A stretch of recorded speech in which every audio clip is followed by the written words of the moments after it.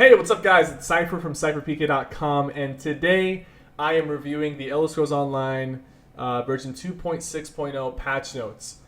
Basically, one Tamriel coming in probably around October, but that's not officially announced. It is now live on the PTS. I'm going to go over the PTS patch notes, give my insights on it, let you guys know how I feel about it, and just pretty much feed the information to you guys for anyone who's too lazy to read it on their own or just wants to hear me read it for them. So, one Tamriel. What do we got? We got dueling. We got weapon ultimates. Basically, every weapon skill line is going to have an ultimate ability attached to it. Some changes to champion points, the daily quest, new monster masks, a lot of new monster masks, motifs, craft bag updates, general UI, housing updates. Okay, I didn't actually know there was anything happening with housing, but that's interesting. Let's go through this and find one Tamriel. Okay, so one Tamriel is pretty much the biggest change that you're gonna immediately notice when you when this update hits the live servers. Game content in ESO is no longer gated by your character's level. Right after tutorial, you'll have the freedom to go anywhere in Tamriel and play any content in any order, just like the Elder Scrolls games. Your character will automatically scale and balance to the content. The Alliance restrictions have been lifted in all open world zones, with the exception of PvP areas. High-level players will be able to group with friends who are new to ESO. Anyone below Champion 160 will scale so everyone can adventure together. Every zone has been modified to add world bosses and ensure a mixture of content for solo and group play is available. So, what this means is they are shifting gears towards a more traditional Elder Scrolls game style. The NPCs and the world pretty much scales with you. You're able to go and you're able to freely do whatever content you want in whatever order. It doesn't matter where you start. You're able to play with friends that are higher level, lower level, and the content is scaled properly. On top of that, I'm pretty sure there's no alliance restrictions. Yeah, so there's no alliance restrictions. You're able to play with your AD friends, DC friends, EP friends, anywhere in Tamriel, except obviously in Cyrodiil, the alliance war is still happening, so there's that restriction over there. But outside of Cyrodiil, there are no restrictions. You're able to play with everyone and anyone. And I actually welcome this change tremendously. This is going to help me reach out to the community a little better, do community events more. It's going to be more organized. It's going to be less of a headache when everyone is able to be involved with no restrictions and no alliance restrictions, no level restrictions. Really good change. Really, really good change. Hopefully it was implemented properly and there's not that many issues. Really like to see this. Craglorn has been pretty dead for the past year or so, but hopefully they've made some changes. The main story quests are now balanced for one player, and the remaining group content can be completed with as little as 2 players. The group number restrictions on all quests or doors have been removed. So it seems like they've updated Craglorn, made it more relevant. I appreciate that change. Dungeons. Okay, so all dungeons now have both a normal and veteran mode. The reason I'm looking through this is because each veteran dungeon contains a monster mask and shoulder set, which is where all these new monster masks are coming from. Monster masks will drop 100% of the time from the final boss in veteran mode. That's really good.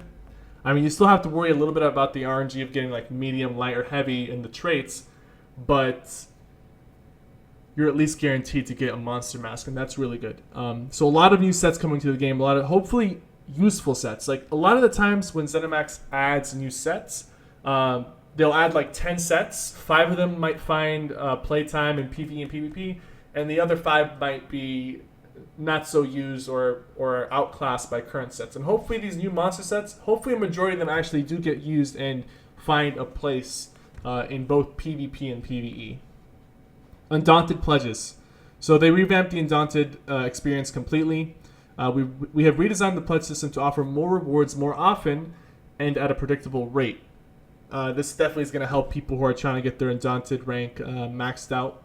There's no longer a bronze, silver, and gold key. All keys have been converted Undaunted keys and reward a shoulder set piece with each use.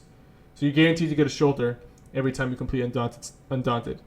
There are now 3 pledge givers for the Undaunted dungeon quests, with each offering a unique pledge each day. They also have a corresponding chest, which, when an Undaunted key is used, will offer a shoulder set piece from one of the dungeon pledges they offer. This person, I'm not going to try to pronounce their name, offers a random pledge for the following dungeons. This person offers this. Okay, so basically they've split the dungeons up, right, between these three guys. And if you complete a Undaunted Pledge, for example, for this person, you're guaranteed to get a shoulder that is dropped in these dungeons. And so on and so forth with these other two. So this is going to help you locate the shoulders that you want a little bit more effectively. There's actually, is this a fourth guy? Seems like there's 4 people. No, this is 3 people. Never mind. So there's 3 different people that are offering Undaunted Pledges. And each pledge can be completed in one of 3 ways for a total of up to 6 keys per day. You can complete the normal dungeon, in the veteran dungeon, and in the veteran hard mode. So you're able to get 6 keys per day, I assume, per character. So this is going to be really, really good Undaunted XP. You're going to get a lot of Undaunted sets. With all the new Undaunted sets, there's definitely a lot of different ways you can get Undaunted now. And they've split them up in a way that the RNG doesn't really screw you over. Because, I mean, it's going to take you a few tries to get exactly what you want. But at least, like, for example, if you want a helmet from a specific dungeon, you go to that dungeon, you're guaranteed to get the helmet. You might not get the trait or style or the trait or armor type that you want, but at least you're going to be guaranteed a helmet. And then you can run it as many times as you want until you get the specific trait and armor type that you want. As for the shoulders, it's a little bit more tricky, but they've split up the shoulders between these 3 guys. So if there's a specific shoulder you want to complete, you can complete the pledge from that person that offers, you know, the specific dungeon you're looking for, and then you're able to have a better chance at getting that shoulder. And since you're able to complete it three times per day per character, like 6 times in total, but like 3 per pledge, it's gonna be really easy to attain the set pieces that you need. All right. Itemization changes. In order to support one Tamriel, which allows you to go anywhere, we needed to make several significant changes to itemization and item sets. In general, each zone and dungeon in the game will now drop 3 sets, one for light, medium, and heavy armor, and all the sets dropped in the game will scale up to CP 160. Item sets will now drop for every item slot. This excludes the agility, endurance, and willpower jewelry sets. Okay, so does this mean, okay, so basically every item set that drops in the game currently will be dropping in jewelry, in armor, in weapons. That's what I'm getting from this. If I'm wrong, someone correct me. So, for example, let's just say Warlock. Currently, Warlock comes in jewelry and armor pieces, but is it also going to come in weapons now? Or the Lich set. The Lich set is a really restricted set piece that comes with a resto staff and a helmet, a shoulder, a chest, and I think gloves or boots, something like that. Is that going to come in jewelry now as well? And weapons? So we'll have to see what this means exactly. This says this excludes the agility, endurance, and willpower jewelry sets, so that doesn't apply to those sets. But I assume that this is applying to, will now drop for every item slot. I assume there might be a little bit more exceptions to it, but that's what I'm assuming based off of this. Sets that grant a bonus to melee damage will now drop more intelligently, i.e. a set with melee damage will no longer drop with a bow or staff. That's good. Yeah. Like, I hopefully this also applies to, like, magic damage, because, why would I want, like a bow of willpower, right? Or like a warlock bow or something like that. Hopefully this applies to magic things as well. Not just that, but maybe it's just melee damage. I'm not sure. Helmets and shoulders can now drop at all levels. All set drops have a chance to be green, blue, or purple quality. Okay. All set drops from the Overland are now bind on equip. All set drops from dungeons and trials are bind on pickup. Except I assume you can trade them with your group like you currently can. Dungeon bosses and mini bosses will now drop a set piece 100% of the time. Mini bosses will drop either a hand, waist, or feet set piece. Bosses will drop either a chest, shoulder, head, or leg set piece. The final boss of the dungeon will drop weapons or jewelry. Normal mode dungeon bosses will drop blue quality items. Veteran mode dungeon bosses will drop purple quality items. Agility, willpower, endurance sets no longer drop from dungeon bosses. They are now rewarded upon completing a random dungeon using the grouping tool. I assume that's going to drop the price of these sets by a lot. These sets can still be found in the cash chest in Imperial City. All dungeon sets drops are bind on pickup. Or maybe it's not going to. All dungeon set drops are bind on pickup. Does that apply to these as well? Like if you get agility, willpower, or endurance? I'm not sure. There's a lot of different things going on over here. Obviously, once I actually get in game and see how things are playing out in these dungeons, I'm gonna be doing a lot of dungeons. Even though I'm a PvP-oriented player, these sets are actually very easy to obtain, and they're very reliable. So like, if I go do a dungeon, I'm getting something out of it. There's no I do a dungeon and I get nothing. Plus the fact that I can trade with my group members. And, if I get a piece that someone else needs and they get a piece that I need, we can do a switcheroonie and just trade things across for like 2 hours between the group members. That is going to make attaining sets that you want and gear that you want very easy. And you won't have to suffer so much from the RNG of things, the randomness of things. And it won't be that hard to get this stuff situated. So I'll see how it plays out in game because I'm going to be doing a lot of dungeons to get some of the sets and some of the gear drops as well. Non-dungeon bosses, we dramatically increase the chance for delve bosses to drop a waist or feet set piece from the zone they are located in. Each boss also has a small chance to drop a unique set piece. Overland group bosses have a 100% chance to drop head, chest, legs, or weapon set pieces from the zone they are located in. Public dungeon bosses have a much higher chance to drop a shoulder, hand. Okay. I'm going to go ahead and skip trials. Just like I get they made a lot of different changes here, and before someone like comments saying this guy is an asshole for skipping the PvE stuff, like if you want to go read through this, you can definitely go read through this. I want to cover the things that like apply to me personally and a majority of the PvP community. But I mean, obviously those dungeon stuff do apply because some of those sets are sets that you're going to want for PvP as well. We've added 30 item sets to drop in Overland zones. A lot of new sets. No set bonuses or anything like that. I'm gonna have to log in game to see what these sets offer.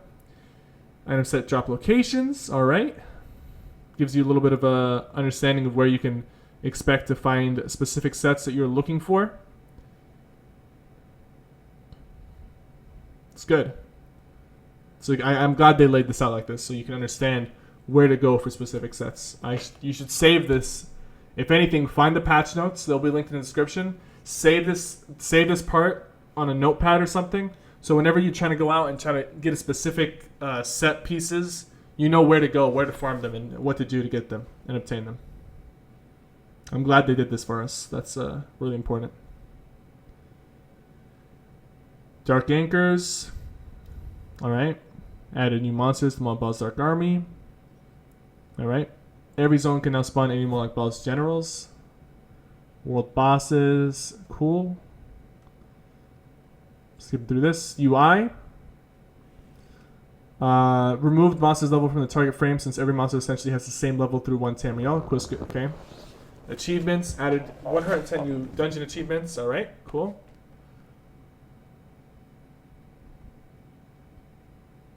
Motifs and recipes. Skipping through this. Skipping through the crafting, guys.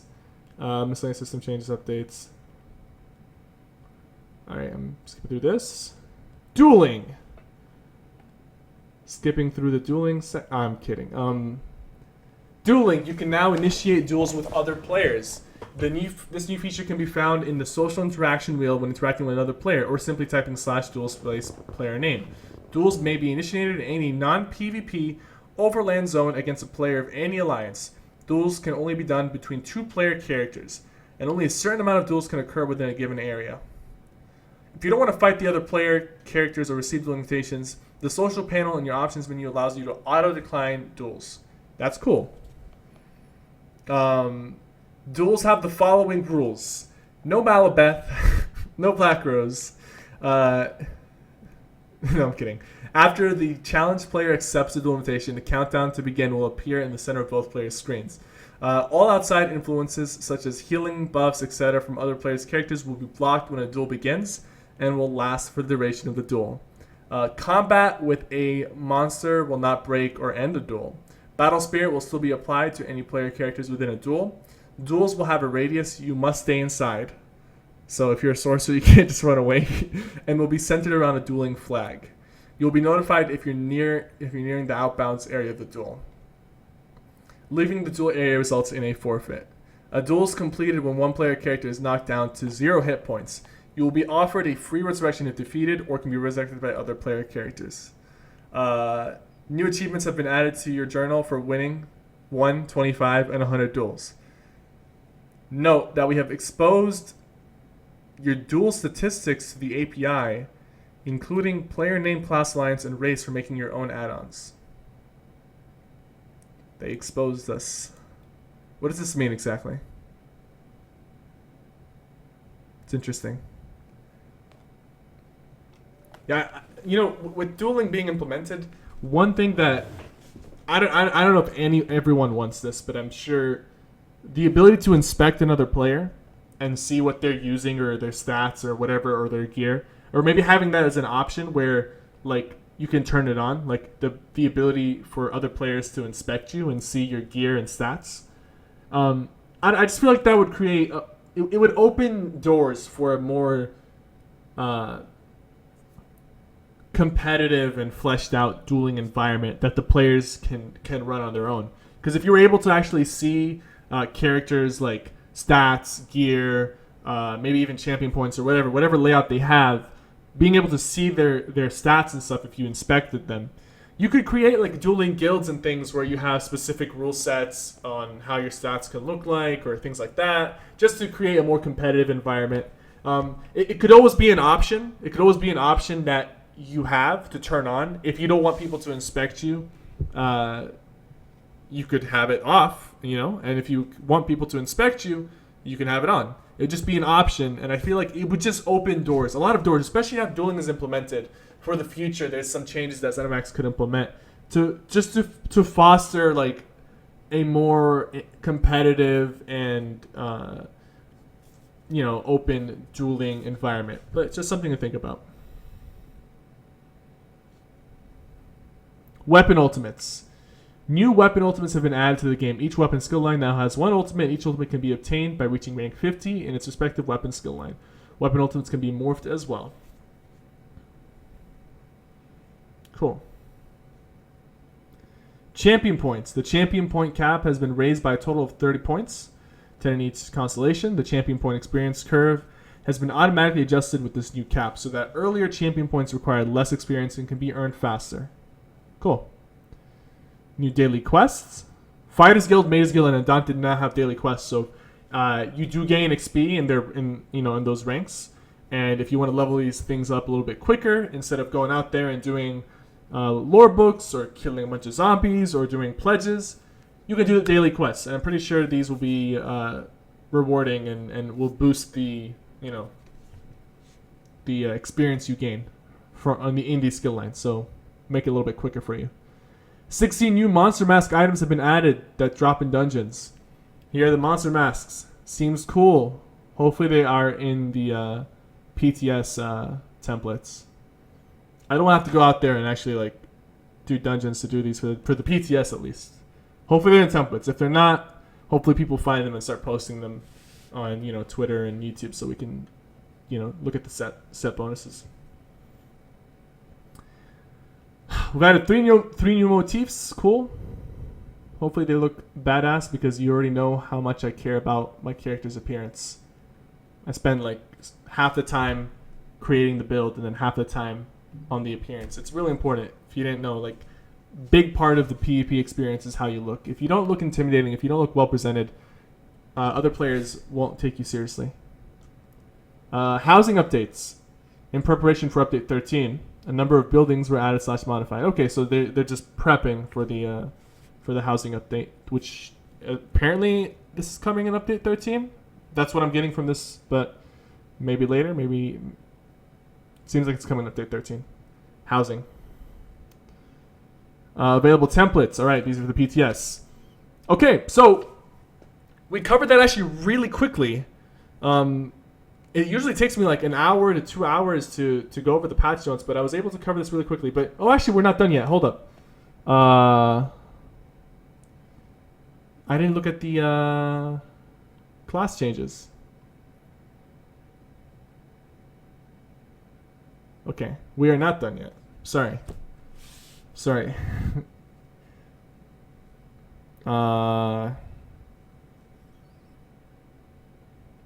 Combat and gameplay, monsters, itemization. Okay, I'm skipping some through this stuff. If you guys want to go back and read through this, please do. If you're interested in this stuff, I'm going down to try to find the class changes.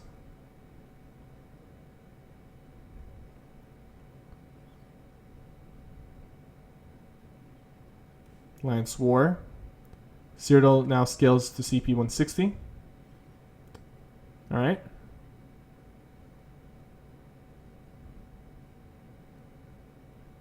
Adjusted some things so you can't jump into keeps. You can now teleport out of an outpost. You can now teleport out of an outpost. That's actually a pretty good change. I never knew why you couldn't teleport out of an outpost. Like you can teleport to an outpost, but you can't teleport out.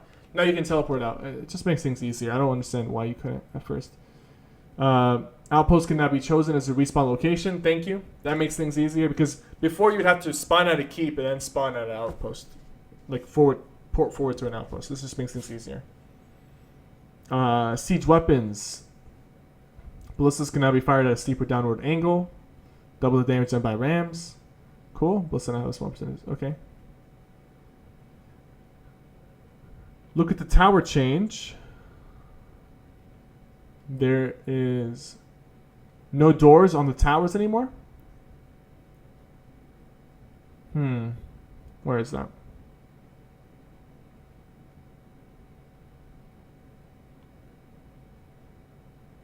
I'm just going to take you... Okay. Towers no longer have doors. I assume that means no like tower farming anymore. It's interesting. It's really interesting. Alright.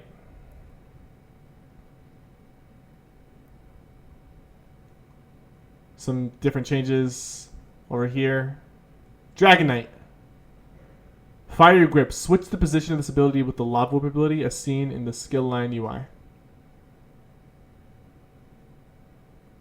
Switch the position of this ability with the Lava Whip ability as seen in the skill line UI. Does that mean you unlock Lava Whip a lot quicker than Fiery Grip? That's what I'm getting from this, but I'm not. That's what I'm getting, but I'm not sure exactly.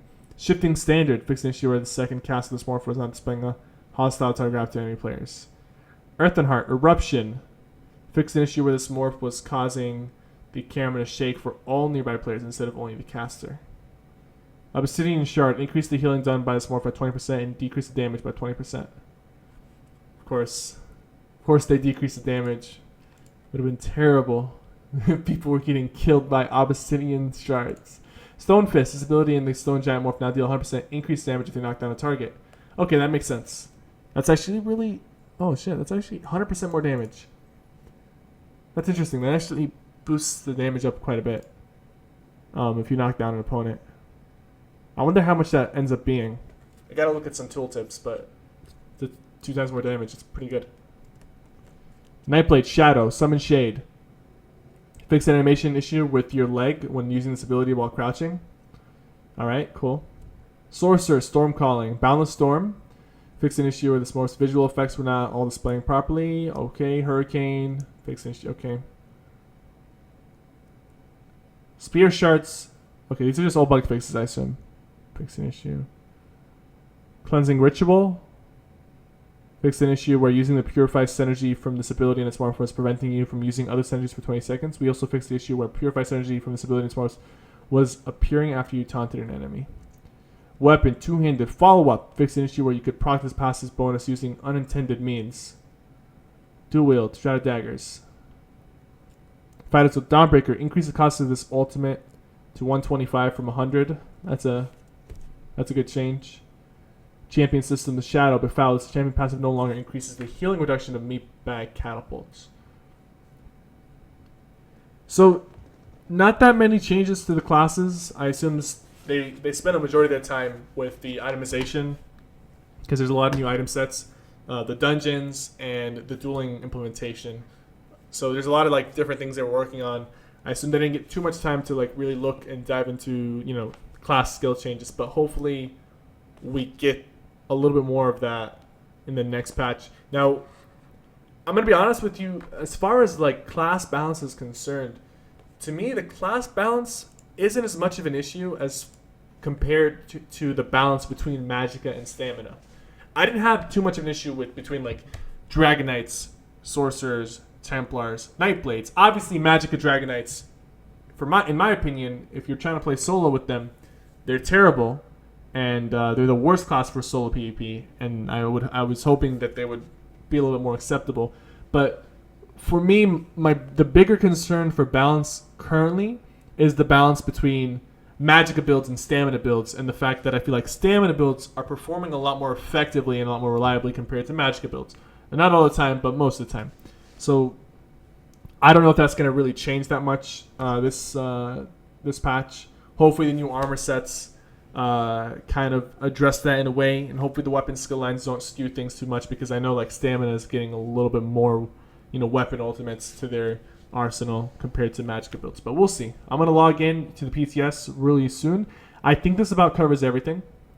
There's still some more stuff, but nothing that's I'm really going to look into right now. I'm going to log into the PTS and check out the new armor sets. I'm going to review that in a separate video. So, guys, thank you guys so much for watching my PTS review for the patch notes version 2.6.0. I'm going to go ahead and log into the PTS and record another video just, giving my reactions to the new armor sets, the new abilities, weapon ultimates, all that good stuff. Thank you guys so much for watching, and I'll see you guys soon.